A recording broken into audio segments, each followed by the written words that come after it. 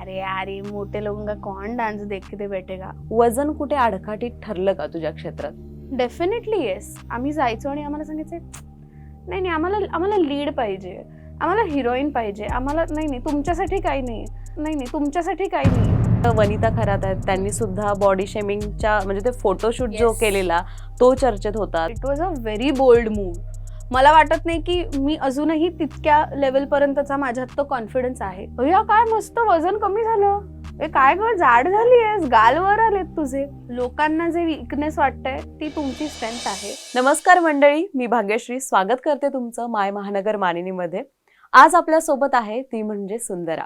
सुंदरा मनामध्ये भरली या सिरियल मधील अभिनेत्री अक्षया नाईक. नमस्कार अक्षया, स्वागत आहे तुझं माय महानगर मानिनीमध्ये. Thank you so much. आता प्रेक्षकांना तुझी वेगळी ओळख करून द्यायची गरज नाहीच आहे मुळात, पण माझा थेट तुझ्यावर हाच प्रश्न असेल तुझ्यासोबत की सुंदरा मनामध्ये भरलीमध्ये तू काम केलंस, तर यामध्ये सुंदर हा शब्द आहे, तर तुझ्या अर्थी सुंदरतेची व्याख्या काय आहे? माझ्यासाठी माणूस एखाद्या व्यक्तीशी कसा वागतोय हे ठरवतं की ती व्यक्ती किती सुंदर आहे की नाही आहे. त्यामुळे आपली वागणूकच माझ्या मते तरी तुमच्या सुंदरतेची व्याख्या असू शकते. म्हणजे आपली वागणूक, दिसणं हे लांब पडतं, पण वागणूक ही सुंदरतेची व्याख्या तुझ्या अर्थी तुला वाटते आता? हो, पण मी तुला एक खरं सांगू का, आपण कितीही हे डिनाय केलं ना की नाही नाही आउटर ब्युटी काही नसतं, मनात काय असतं नाही, पण मला पर्सनली असं खूप वाटतं की आपण ठरवतो की ती व्यक्ती छान आहे की कुरूप आहे. कोणी ते ते ते ब्युटी स्टँडर्ड्स कोणी सेट केलेत? आपणच सेट केलेत. त्यामुळे समाज म्हणून आपण ठरवलं पाहिजे की ह्या गोष्टी आपण नाही ठरवल्या पाहिजे, किंवा हे फक्त फीचर्स आहेत ना, ते चूक बरोबर प्रश्नच येत नाही. एखादी व्यक्ती बुटकी असते तर एखादी व्यक्ती उंच असते. त्यामुळे त्याच्यावर आपण नाही ठरवू शकत की आपण एखाद्या व्यक्तीशी किती चांगलं किंवा वाईट वागलं पाहिजे.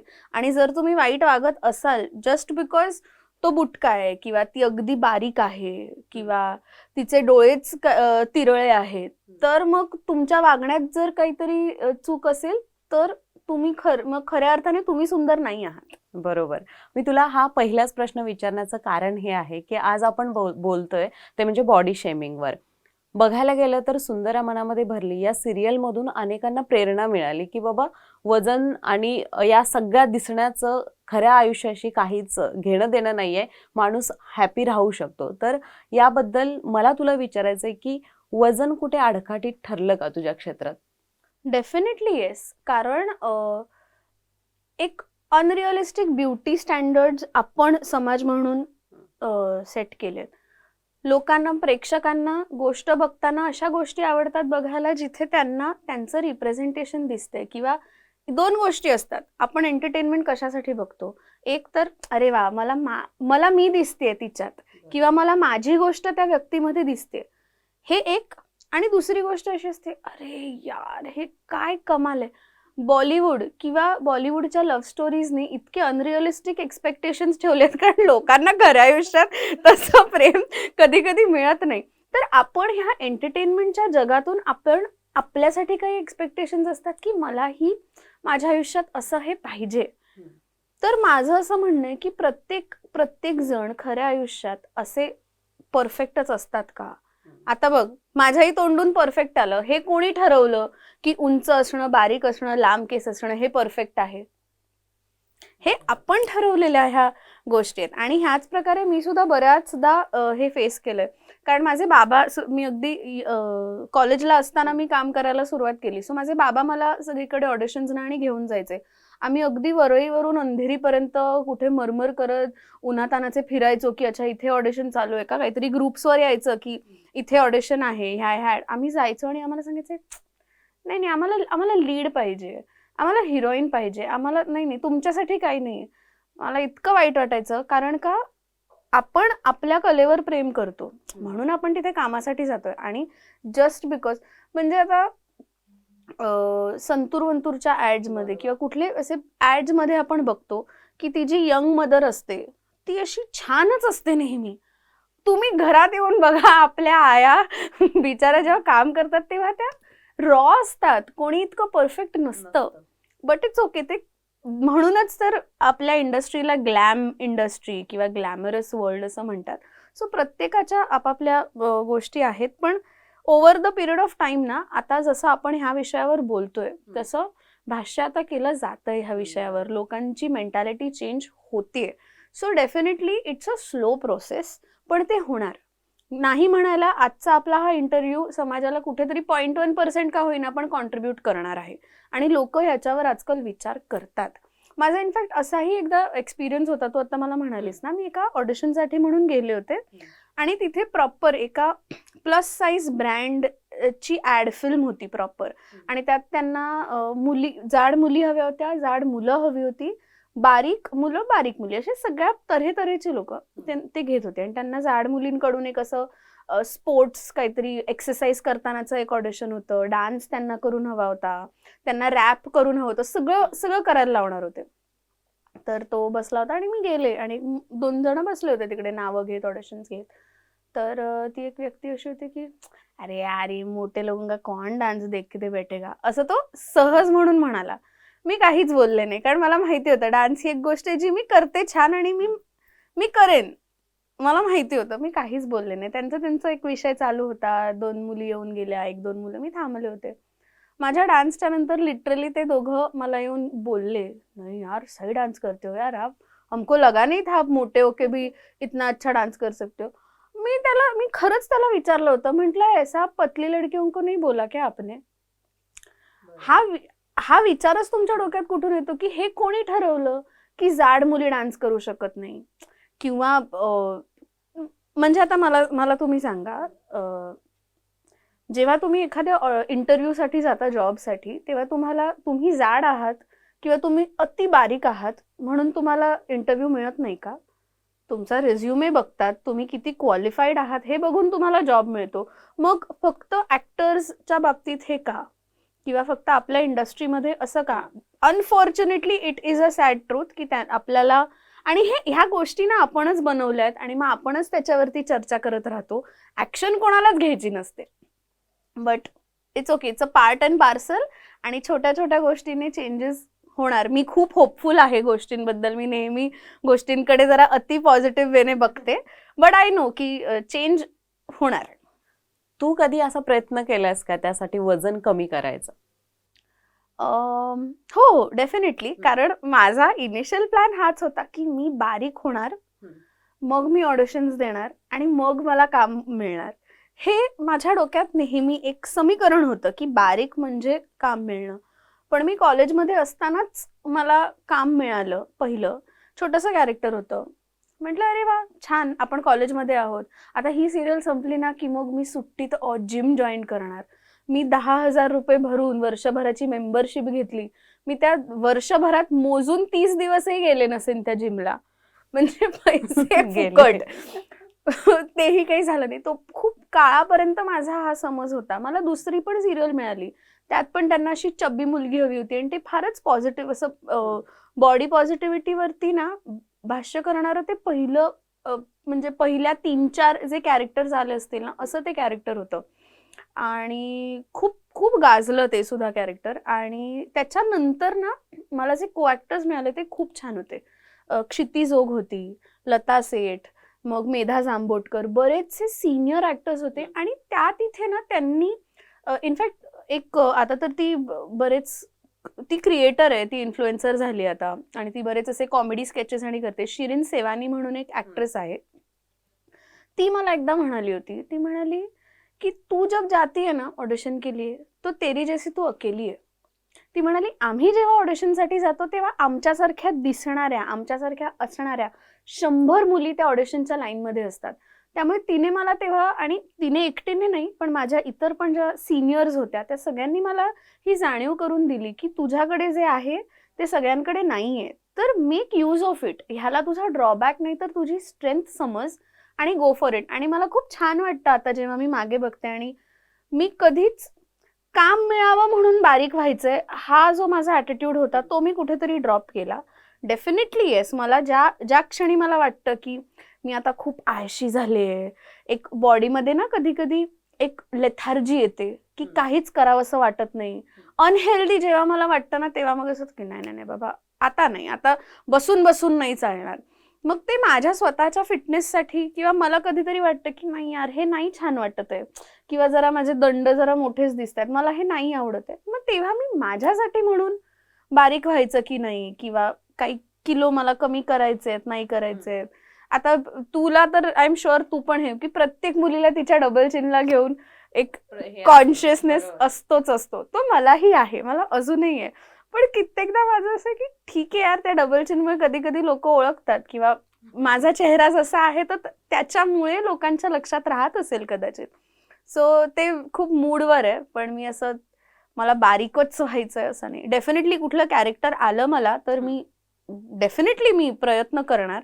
आणि एक अभिनेत्री म्हणून तू तो प्रयत्न करत राहशीलच. पण मला हे विचारायचंय की आता तू मगाशी बोललीस की हेल्दी आणि अनहेल्दी, तर मला हा प्रश्न विचारायचा आहे की जाड लोक अनहेल्दी असतात का, किंवा नॉट.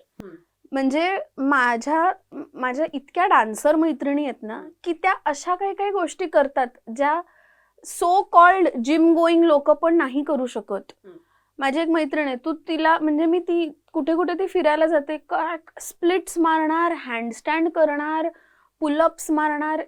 आय थिंक हे बघ, आता तू माझ्याशी बोलतेस कारण मी जाड आहे म्हणून आपण फॅट शेमिंग बद्दल बोलतोय, पण बॉडी शेमिंग ह्या बारीक मुलींना पण तितकंच फेस करावं लागतं. त्यामुळे लोकांना बोलायचं असताना ते प्रत्येकाबद्दल बोलतात. अगं आता आमच्याकडे आमच्या सिरियलमध्ये ना एक ऍक्टर यायचे, तो इतका उंच आहे, पण बरेच जण त्याला म्हणजे मला माहिती त्याच्या तोंडावर कोणी नाही बोलायचं, पण मागे त्याची इतकी उंची होती ना की त्याच्यावरती टीका केली जायची. पण मला वाटायचं अरे काय कॅरेक्टर होऊ शकतो हा, कारण ती त्याची USP आहे. त्याच्या इतका उंच माणूस मी आयुष्यात नसेन बघितला. तो 6.5 फुटापेक्षा तो 7 फूट होता ऑलमोस्ट, बारीक आणि उंच, पण त्यालाही फेस करावंच लागतायत ना टीका. सो लोक बोलायचे प्रत्येकाबद्दल बोलणार. इतक्या ज्या सो कॉल्ड परफेक्ट पण जी लोक असतात, आता ह्या वर्षी ची जी आपली मिस वर्ल्ड होती, मिस इंडिया, मिस वर्ल्ड, तिने पॅजंट नंतर पुट ऑन केलं होतं वजन, तिला किती ट्रोल केलं. सो ट्रोल करणारी लोक प्रत्येकाबद्दल बोलतात. आपल्या ऍक्ट्रेसेस सुद्धा जेव्हा जर असं वजन वाढलं की त्याच्यावरती न्यूज करता तुम्ही, म्हणजे खरंच ही काही न्यूज करण्याची गोष्ट नाहीये ना एखाद्याचं वजन वाढणं किंवा वजन कमी होणं. त्यामुळे बोलणारी लोक बोलणार आहेत, त्यामुळे त्यांना त्यांचा टाइम वेस्ट करू द्या, आपण आपल्यावरती कॉन्सन्ट्रेट करायचं. तू काम करत असताना हिंदी आणि मराठी दोन्हीमध्ये केलीस, तर काय फरक वाटतो तुला या बाबतीत? बजेटचा फरक वाटतो.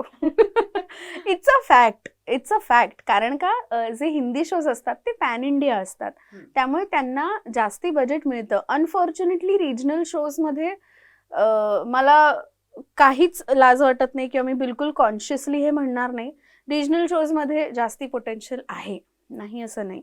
डेफिनेटली आपल्याकडे वेगवेगळ्या कॉन्सेप्ट वरती शोज येतात, डेली सोप्स येतात, पण कुठेतरी मी फक्त मराठी इंडस्ट्री बद्दल नाही म्हणणार, मी सगळ्या रिजनल शोजच्या बाबतीत मी हे म्हणेन की आपण मार खातो कारण आपल्याला तेवढं बजेट मिळत नाही. बजेटचा तर विषय आहेच, पण बॉडी शेमिंगच्या बद्दल काय सांगशील? काय मेंटॅलिटी असते दोन्हीकडे? मेंटॅलिटी ही लोकांची असते, ती इंडस्ट्रीवरती नाही बेस्ड असते.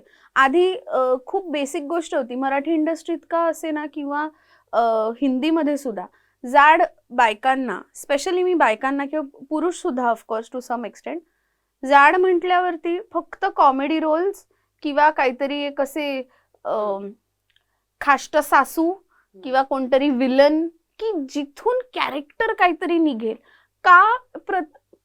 म्हणजे आता आपल्या घरात प्रत्येक आई किंवा प्रत्येक मोठी सून किंवा कोणीही असेल या तुमच्या घरात, मला पर्सनली असं वाटतं की आपण आपल्या रिअल लाईफमध्ये आपण आपले मेन कॅरेक्टर आहोत. मी माझ्या लाईफची हिरोईन आहे, गोष्टी माझ्या अराउंड फिरतात. तू तुझ्या लाईफची हिरोईन आहेस, तुझ्या अराउंड सगळ्या गोष्टी फिरतात. आपण नाही आहोत ना तसेच्या तसे दिसणारे किंवा काय.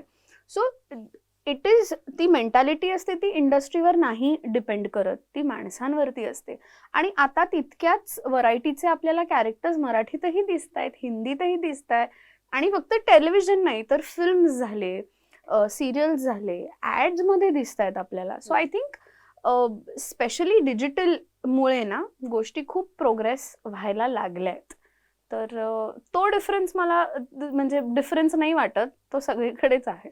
सुंदरासाठी ज्यावेळी तुला रोलची अपॉर्च्युनिटी आली त्यावेळी काय वाटलं?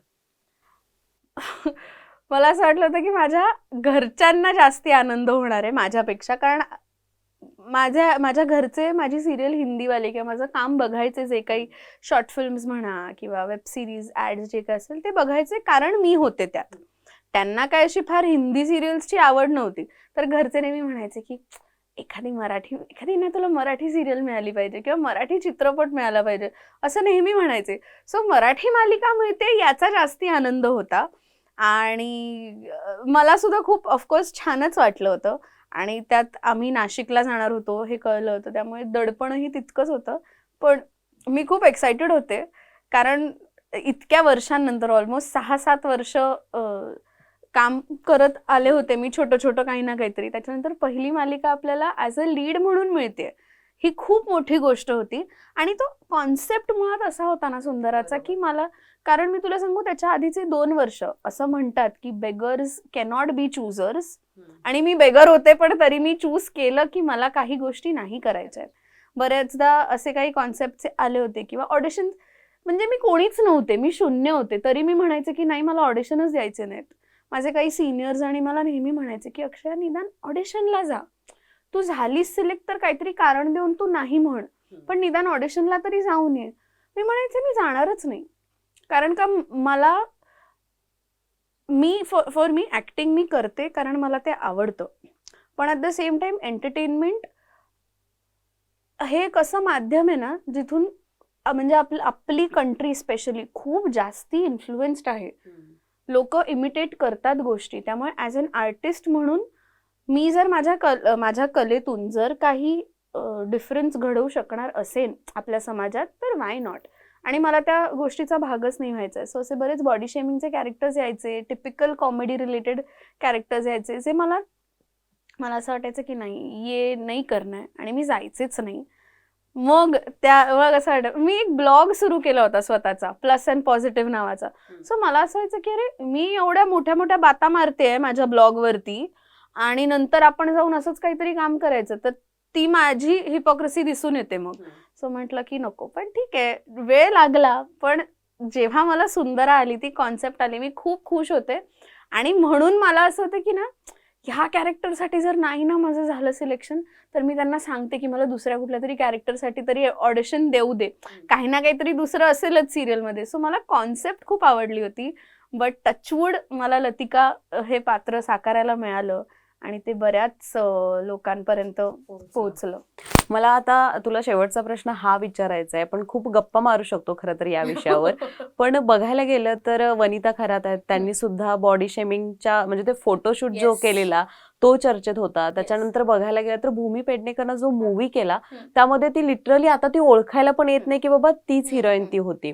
साऊथमध्ये बघायला गेलं तर अनुष्का शेट्टी, झिरो नावाचा तिनं हे काढला मूवी, की त्याच्यामध्ये ती पण अशीच दाखवलेली आहे. तर हे सगळं बघत असताना तू स्वतः कुणाला आयडल मानतेस या इंडस्ट्रीमध्ये, एखाद्या हिरोईनला सांगशील का? आयडल असं म्हणता नाही येणार, पण मला प्रत्येकीचं ना इंडिव्हिज्युअल काम खूप आवडतं. म्हणजे मी विशाखाताईचे इंटरव्ह्यूज आणि बघते, ती ज्या प्रकारे स्वतःला कॅरी करते, किंवा इवन वनिताचं जे फोटोशूट होतं, it was a very bold move. मला वाटत नाही की मी अजूनही तितक्या लेवलपर्यंतचा माझ्यात तो कॉन्फिडन्स आहे. सो प्रत्येक व्यक्ती काही ना काहीतरी करत असते, ज्याच्यातून मी जितकं पॉसिबल होईल तेवढं घेण्याचा प्रयत्न करते. मी सोशल मीडियावर खूप जास्ती ॲक्टिव्ह असते. सो सोशल मीडियावरती सुद्धा बरेचसे इन्फ्लुएन्सर्स आहेत ज्यांना मी फॉलो करते. त्यातली एक आहे आशना भगवानी. मला प्रचंड तिचा फॅशन सेन्स खूप आवडतो, ती ज्या प्रकारे स्वतःला कॅरी करते. मग शिवानी गावडे म्हणून माझी एक मैत्रीण आहे, ती मैत्रीण कम माझी डान्स टीचर म्हणायला काहीच हरकत नाही. ती डान्सर आहे आणि मी तिच्याकडे बघते, तिच्याकडून मला खूप इन्स्पिरेशन मिळतं, कारण ती मुलगी वेडी आहे, ती काहीही करू शकते. सो प्रत्येकीकडून ना निर्मितीताई आवडतात मला. सो त्यांचं जे कॉमिक टायमिंग आहे ते खतरनाक आहे. सो मला प्रत्येकीकडून काही ना काहीतरी शिकायला मिळतं. आणि मोस्ट इम्पॉर्टंट माझ्यासाठी, इफ यू आस्क मी ना, ह्या बाबतीत स्पेशली माझे आई बाबा माझे आयडल आहेत. कारण माझे बाबा कसे आहेत माहितीये, खाऊन पिऊन सुखी राहायचं. माझ्या घरी मी जर कधी चुकून म्हणाले की नाही सध्या मी डाएटवर आहे, की पहिलं माझ्यावरती हसतात. कारण त्यांना माहितीये ही काय डाएट फॉलो करणार नाही. आणि माझ्या घरी डाएट हा शब्द काढल्यावर त्यांना असं वाटतं की मी उपाशी राहणार आहे. की मग आईचं असतं नाही नाही, खाऊन पिऊन जे काय करायचंय ते करायचं, खाणं पिणं सोडायचं नाही, जे मनात येतं ते खावं, जितका काय एक्सरसाइज तुम्हाला काय डान्स बिन्स करायचे तो त्याच्या बरोबरीने करा. सो घरी मला नेहमी लहानपणापासून ही शिकवण मला घरून मिळाली आहे की आपण करू ती स्टाईल, आपण जसे आहोत. जर तुम्ही माणूस म्हणूनच फसलात तर काय करायचंय ते सौंदर्य, काय करायची ती बॉडी तुम्हाला पुढे नेऊन. सो माझ्यासाठी सगळ्यात इम्पॉर्टंट लोक किंवा आयडल हे माझे आई बाबा असतील, कारण त्यांनी माझ्यात ही समज मला दिली आहे की व्यक्ती म्हणून तुम्ही कसं असणं हे जास्ती महत्वाचं आहे. आणि बाकी गोष्टी काय चालू असतात त्या घडतच राहणार. आपल्याकडूनही आपण कितीही म्हटलं तरी आपण पण नकळतपणे हे आपलं कित्येकदा होतं माहितीये. पहिली गोष्ट जेव्हा आपण एखाद्या व्यक्तीला बऱ्याच वर्षांनी किंवा काही काळानंतर जेव्हा भेटतो, मला नेहमी हा प्रश्न पडतो, पण मी सुद्धा पहिल्या त्याच दिशेने विचार करते भेटल्या वेळी, अय्या काय मस्त वजन कमी झालं, ए काय ग जाड झाली आहेस, गालवर आलेत तुझे. ही आपली ना कंडिशनिंग आहे. हे मीही कित्येकदा ना असं जिभेवर येतं, लगेच आतमध्ये बोलायचंच नाही. त्यामुळे अशा छोट्या मोठ्या गोष्टी आहेत ज्या मी स्वतः पण फेस करते, पण ते ड्रॉप करणं कठीण होतं, कारण आपण त्या विचारांनी आपण मोठे झालो आहोत. यात कोणाचीच चूक नाही. आता शोधत गेलो तर काय कुठल्या काळात पोचू आपण. काय सांगशील शेवटी, म्हणजे अगदी बारीक असणाऱ्या आणि अगदी जाड असणाऱ्या मुली अजून नर्वसनेस बाळगतात मनामध्ये, थोडक्यात काय सांगशील त्यांना?